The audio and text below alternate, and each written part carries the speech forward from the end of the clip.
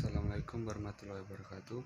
Perkenalkan, kami dari kelompok 4 akan merepresentasikan sebuah masalah atau tentang bab pengaruh kebijakan moneter dan fiskal terhadap permintaan agregat. Perkenalkan, nama saya Riyamizat Novin Pradana, NIM 141190277, absensi 19. Nama saya Albert Besaribu, NIM 141190274 dengan nomor absensi 16. Perkenalkan, nama saya Reka Putri, NIM 278, absen 20. Perkenalkan, nama saya Valencia Dita Maharani, NIM 275, nomor absen 17. Oke, langsung saja kita ke poin pertama, yaitu tentang bagaimana kebijakan moneter memengaruhi permintaan agregat. 3 alasan mengapa kemiringan kurva permintaan agregat bergerak menurun, yaitu pengaruh kekayaan itu sendiri, yaitu tingkat berharga yang lebih rendah menaikkan nilai nyata yang dipegang oleh rumah tangga yang merupakan bagian dari kekayaan mereka. Kekayaan nyata yang lebih tinggi mendorong pengeluaran konsumsi dan sehingga meningkatkan jumlah permintaan barang dan jasa. Yang kedua yaitu pengaruh tingkat suku bunga. Tingkat harga yang lebih rendah mengurangi tingkat uang yang ingin dipegang oleh orang-orang. Jadi ketika orang-orang berusaha atau meminjamkan kelebihan uang mereka, tingkat bunga juga menurun, sehingga meningkatkan jumlah permintaan barang dan jasa. Selanjutnya yaitu pengaruh nilai tukar. Apabila tingkat harga yang lebih rendah menurunkan tingkat bunga, investor memindahkan sebagian dana mereka keluar untuk mencari timbal hasil yang lebih tinggi. Perpindahan dana ini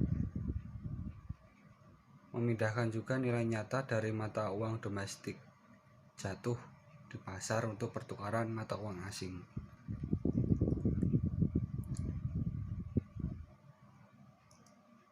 Selanjutnya yaitu bisa kita lihat di sini keseimbangan di pasar uang. Menurut teori preferensi likuiditas, suku bunga berubah-ubah untuk menyeimbangkan jumlah uang yang beredar dengan jumlah permintaan uang. Jika suku bunga berada di atas titik keseimbangan, misalnya F1,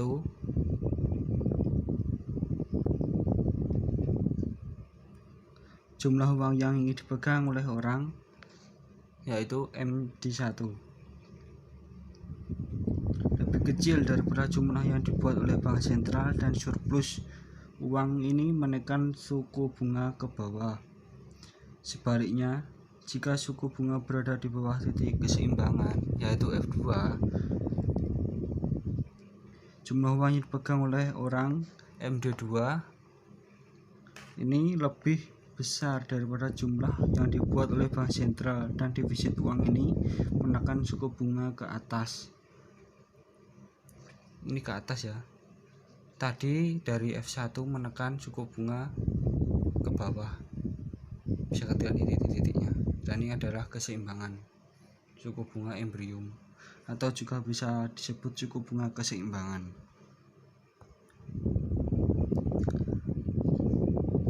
Maka dengan demikian, daya penawaran dan permintaan di pasar uang menekan suku bunga ke arah suku bunga keseimbangan, yaitu di tingkat orang merasa puas dengan memiliki jumlah uang yang dibuat oleh bank sentral. Penawaran uang bagian pertama dari teori preferensi likuiditas adalah penawaran uang di Amerika Serikat dikendalikan oleh bank sentral. Selain operasi pasar terbuka ini, bank sentral dapat memengaruhi penawaran uang dengan menggunakan berbagai alat-alat yang lain. Suatu pilihan adalah bagi bank sentral untuk mengubah berapa banyaknya uang yang Bank Sentral pinjamkan kepada bank-bank.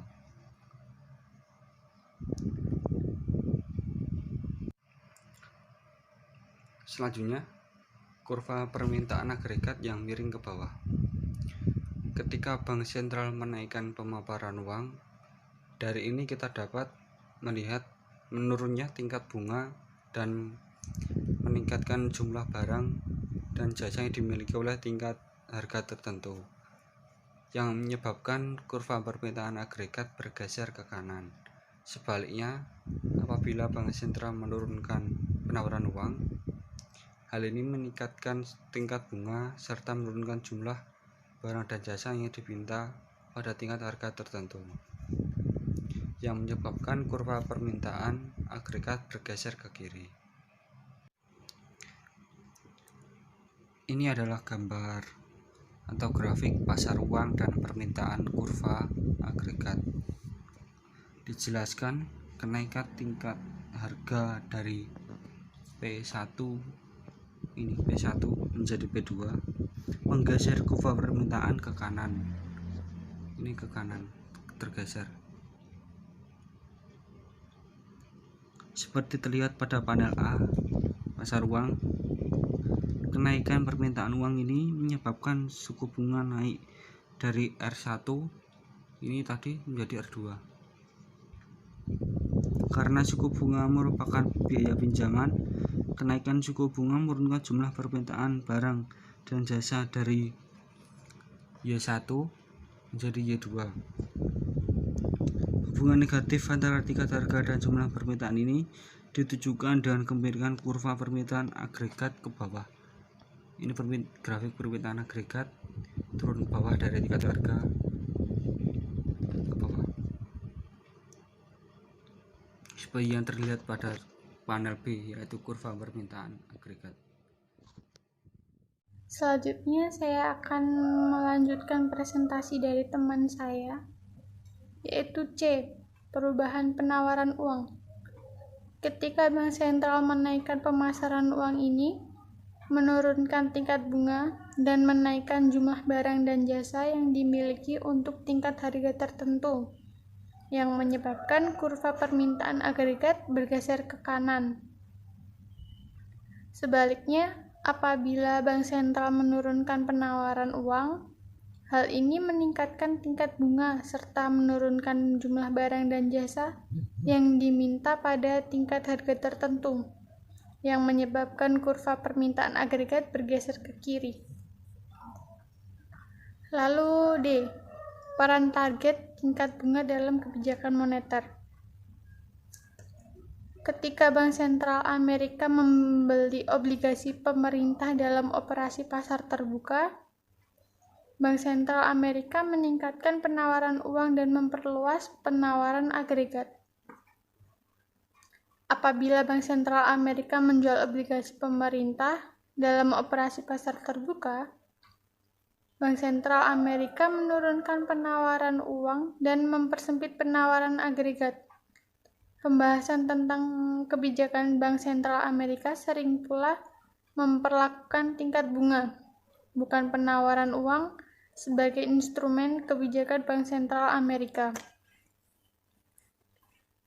Selanjutnya ada gambar suntikan moneter, yaitu A, pasar uang.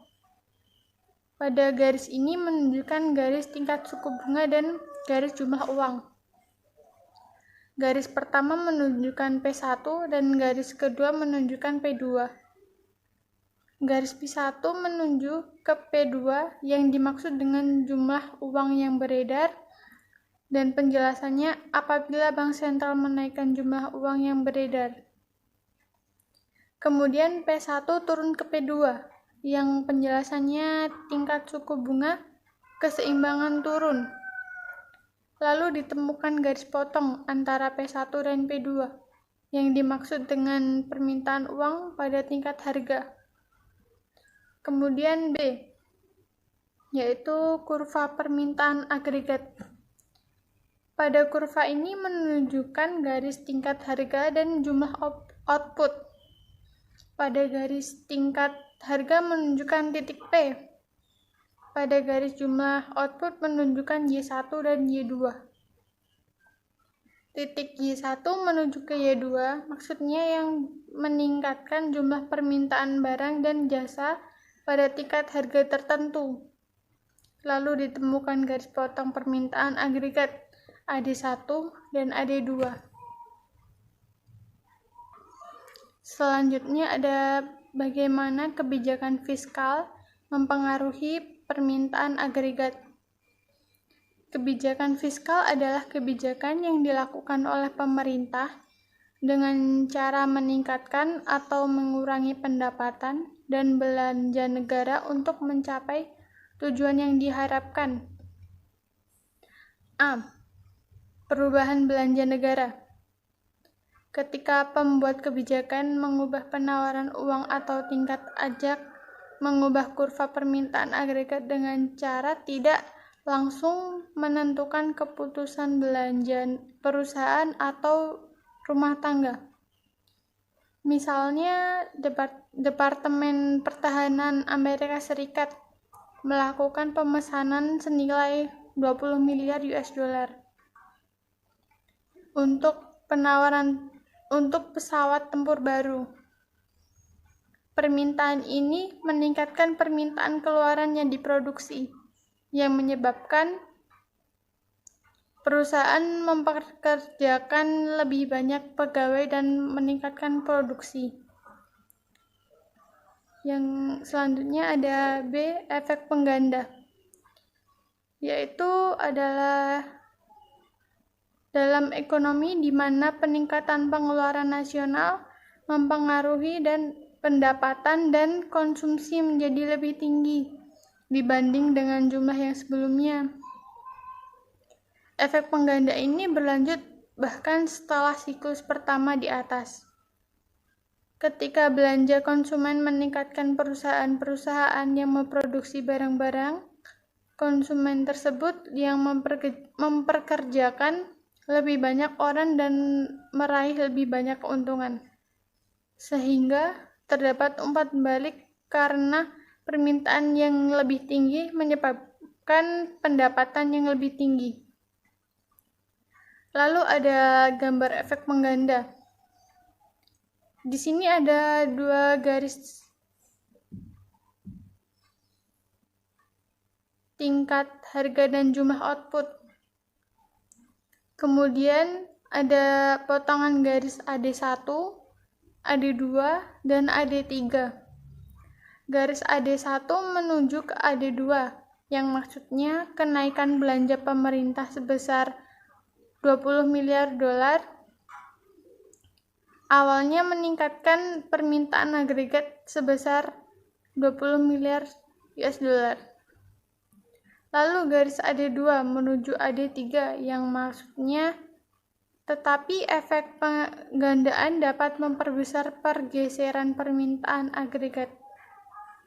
Selanjutnya akan dilanjutkan oleh teman saya.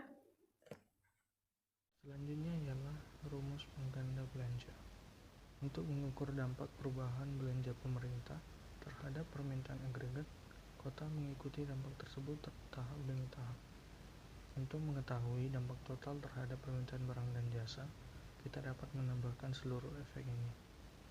Pertama, perubahan belanja negara yaitu 20 miliar dolar. Perubahan konsumsi pertama sama dengan MPC dikali 20 miliar dolar. Perubahan konsumsi kedua yaitu MPC kuadrat dikali 20 miliar dolar.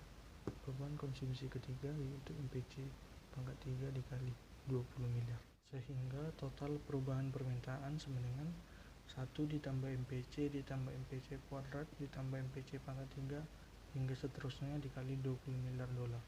Di sini seterusnya melambangkan angka tidak terhingga yang sejenis. Dengan demikian kita dapat menuliskan rumus pengganda sebagai berikut.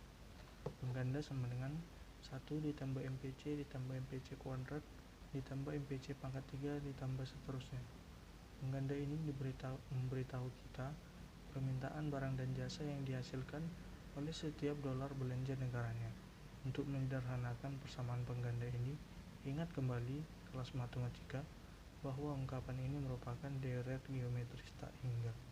Untuk X antara negatif 1 dan positif 1, 1 ditambah X tambah X kuadrat ditambah X pangkat 3 hingga seterusnya sama dengan 1 ditambah 1 dikurang X. Dalam kasus kita, X sama dengan MPC, sehingga pengganda sama dengan 1 dibagi 1 dikurang MPC.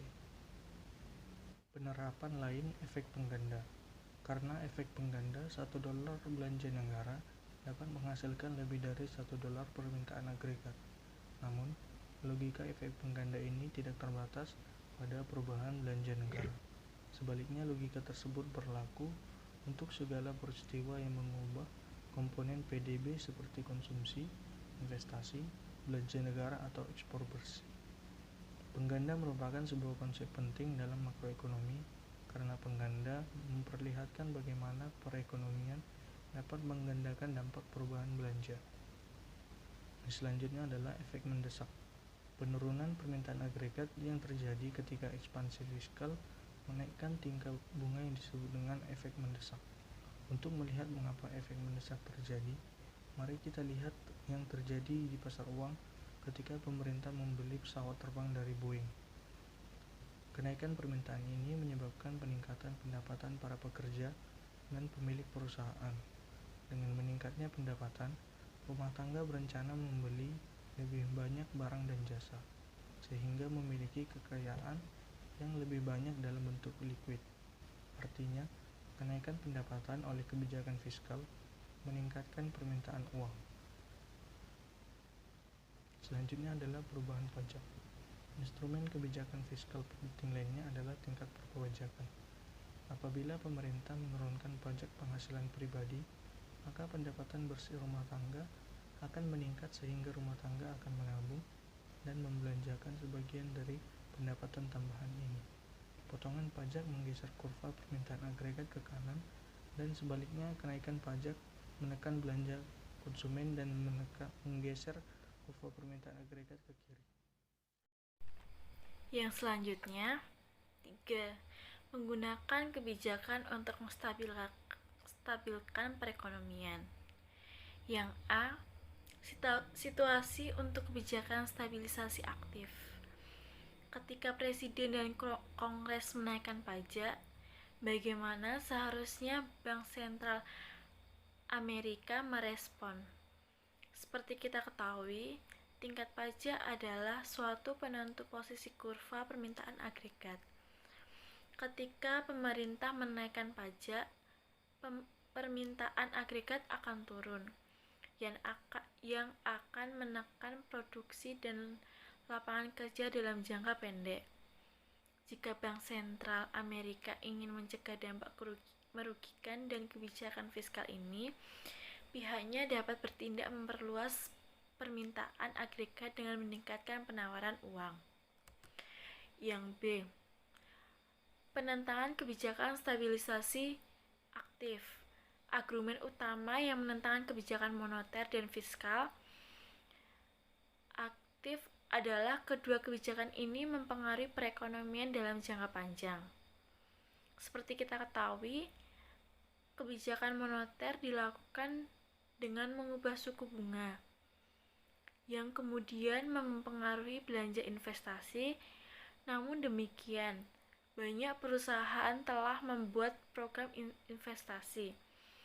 Oleh karena itu, mayoritas ekonom percaya bahwa kebijakan moneter memerlukan setidaknya 6 bulan untuk benar-benar mempengaruhi output dan tingkat penyerapan tenaga kerja. Yang selanjutnya, stabilisator otomatis. Stabilisator otomatis adalah perubahan kebijakan fiskal yang mendorong pemerintah agregat ketika perekonomian mengalami resesi tanpa pembuat kebijakan harus melakukan tindakan yang direncanakan. Stabilisator otomatis terpenting adalah sistem pajak. Selanjutnya adalah supporting article dan critical review. Kami menemukan yang berjudul LPM UI Kombinasi Kebijakan Fiskal dan Moneter untuk Tangkal Perlambatan Ekonomi. Yang pertama, Koait, Jakarta, Bank Indonesia atau BI memutuskan untuk menurunkan suku bunga acuan sebesar 25 basis point atau BPS ke level 4,75% Kamis 20 Februari. Teori. Menurut Menkyu, menurunkan suku bunga itu termasuk pengaruh tingkat suku bunga, yaitu tingkat harga yang lebih rendah mempengaruhi jumlah uang yang ingin dipegang oleh orang-orang. Ketika orang-orang berusaha untuk meminjamkan kelebihan uang mereka, tingkat bunga menurun. Tingkat bunga yang lebih rendah meningkatkan belanja investasi dan sehingga meningkatkan jumlah permintaan barang dan jasa. Analisisnya, penurunan suku bunga akan menurunkan biaya modal perusahaan untuk melakukan investasi. Putaran berikutnya meningkatkan aktivitas konsumsi dan investasi, sehingga akan berdampak kepada percepatan pemulihan ekonomi nasional. Yang kedua, kami menemukan di paragraf beritanya yang kedua, disinilah perlu peran BI untuk senantiasa mengintervensi pasar keuangan melalui beberapa dana di pasar obligasi, falas, dan DNDF untuk memastikan kecukupan likuiditas di pasar. Teorinya, menurut Menkyu, likuiditas yaitu faktor-faktor yang menentukan tingkat suku bunga dalam perekonomian. Sedangkan analisisnya, kami menemukan likuiditas keuangan perusahaan selama wabah virus corona melanda menjadi salah satu biang keladi maraknya aksi pemutusan hubungan kerja (PHK) yang ada di Indonesia. Yang selanjutnya kami menemukan supporting artikel, yaitu ini tentunya akan menambah biaya utang pemerintah. Karenanya, kebijakan fiskal harus dilaksanakan secara hati-hati dengan tetap menjaga defisit fiskal di sekitar 2,5%, tapi di bawah 3,0% untuk 2020. Tandas Febrio. Kami menemukan teori dari buku Menkyu, kebijakan fiskal yaitu keputusan tingkat belanja dan pajak pemerintah oleh pembuat kebijakan pemerintah. Sedangkan analisisnya, kami menemukan kasus corona memberikan beban sangat besar buat fiskal APBN. Seperti diketahui, APBN 2020 telah dirancang defisit mendekati angka maksimum dan bulan Januari sampai Februari saja sudah ada target bulanan. Sekian presentasi dari kelompok 4. Maaf bila ada salah kata.